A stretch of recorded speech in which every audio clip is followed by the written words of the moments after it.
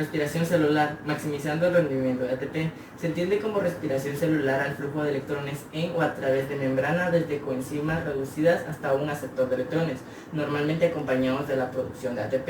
La respiración aerobia produce mucha más energía que la fermentación. La respiración aerobia puede producir potencialmente hasta 38 moléculas de ATP por molécula de glucosa. La respiración incluye la glucólisis, el ciclo de ácidos tricarboxílicos, el transporte de electrones y la síntesis de ATP. Las mitocondrias se encuentran con frecuencia en los lugares que la necesidad de ATP es mayor. La mitocondria está presente en prácticamente todas las células aeróbicas de los organismos eucariotas. Las mitocondrias se encuentran por lo tanto en células quimiótrofas como las fotótrofas, por lo tanto son elementos comunes no solo en los animales sino que también en las plantas. La membrana externa e interna definen dos compartimentos separados. La membrana externa no presenta una barrera de permeabilidad significativa para el paso de iones y moléculas pequeñas, ya que se dispone de unos canales proteicos transmembranosos denominados porinas, que permiten el paso de los solutos. La membrana interna de la mitocondria sí presenta una barrera para la permeabilidad de la mayoría de los solutos, separándolos por lo tanto los espacios intermembrana y del interior del orgánulo en dos compartimentos separados. ¿Dónde se encuentran los distintos componentes del metabolismo respiratorio en las células procariotas? Básicamente en el citoplasma y la membrana plasmática de una célula. La célula procariota realiza las mismas funciones respectivamente que la matriz mitocondrial y la membrana interna. En la célula procariota, por lo tanto, la mayoría de las enzimas de la glucólisis, el ciclo de ácidos tricarboxílicos y del catabolismo de ácidos grasos y aminoácidos se encuentran en el citoplasma, mientras que las proteínas del transporte de electrones se localizan en la membrana plasmática. El ciclo del ácido tricarboxílico es también conocido como el ciclo de Krebs. Para iniciar con el proceso, el piruvato, producto de la glucólisis, entra a la mitocondria y pasa a acetil-CoA con la enzima piruvato deshidrogenasa. Esta enzima, al ser deshidrogenasa, quiere decir que el piruvato sufre una descarboxilación oxidativa liberando una molécula de dióxido de carbono. El ciclo comienza con la entrada del acetato en forma de acetil-CoA. El grupo acetato de 2 carbonos del acetil-CoA se une al compuesto de 4 carbonos llamado oxalacetato. Esta condensación con la enzima citrato sintasa da lugar a citrato. El citrato se convierte a un compuesto relacionado llamado isocitrato mediante la agonitasa. El isocitrato sufre una descarboxilación con la isocitrato deshidrogenasa, dando lugar a alfa-acetoglutarato.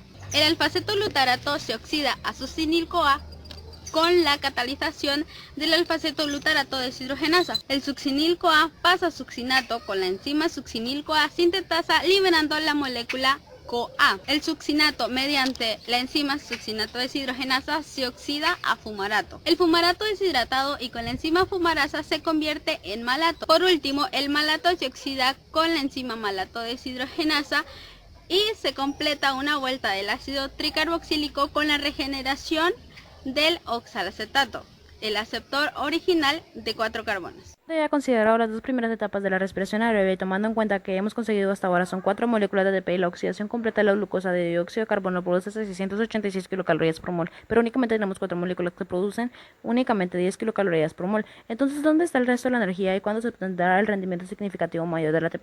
La energía está justo ahí, representada por las moléculas de coenzimas más reducidas NADH y FARH. Se libera una gran cantidad de energía cuando esas coenzimas reducidas son reoxidadas a la transferencia de sus electrones al oxígeno molecular. El proceso de reoxidación de las coenzimas mediante la transferencia de electrones al oxígeno se conoce como transporte de electrones.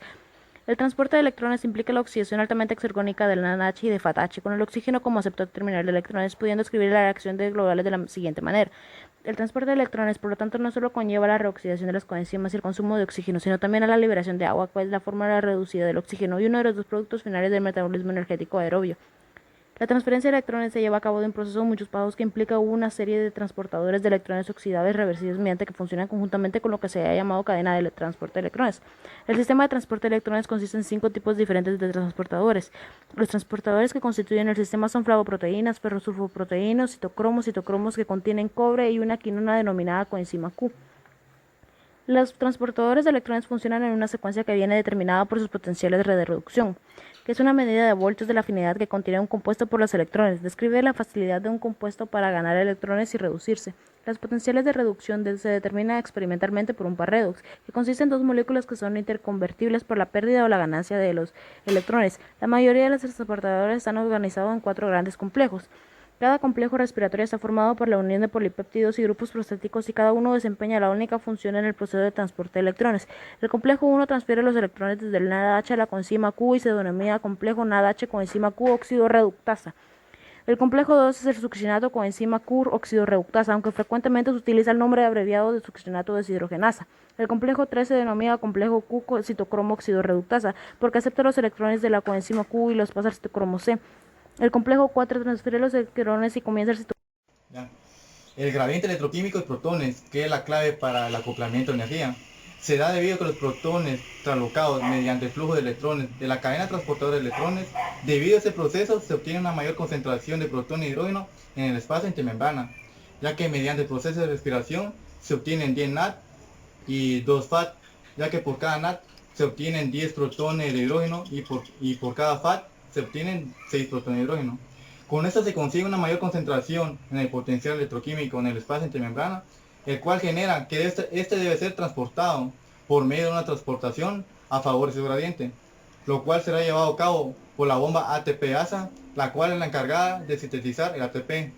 Pero se concluye que debido a la concentración de protones de hidrógeno en el espacio intermembrana, se llevará a cabo el proceso de fosforilización oxidativa a cargo de la bomba ATP-ASA. Síntesis de ATP. Es la cuarta y última fase de la respiración aerobia. El ATP se puede sintetizar por las reacciones redox que utilizan los lípidos o los hidratos de carbono, simples y complejos como la fuente de energía. Fosforilación oxidativa. En la membrana interna de la mitocondria, los iones de hidrógeno solamente cuentan con un canal disponible y una proteína transmembranal conocida como ATP sintasa. Conceptualmente, la ATP sintasa es muy parecida a las turbinas de una planta de energía hidroeléctrica. En vez de activarse con agua, se activa con el flujo de iones de hidrógeno que se desplazan por su gradiente electroquímico. Este flujo causa que la ATP sintasa gire y catalice la adición de un fosfato de ADP, en lo que captura la energía del gradiente de protones en forma de ATP.